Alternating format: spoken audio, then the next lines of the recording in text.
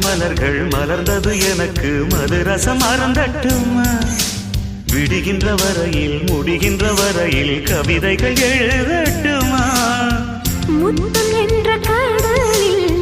முத்து குளிப்போமா அழகு அழகு ஓ நீ நடந்தால் நடையழகு அழகு நெருங்கி வரும் இடையழகு அழகு வேலெறியும்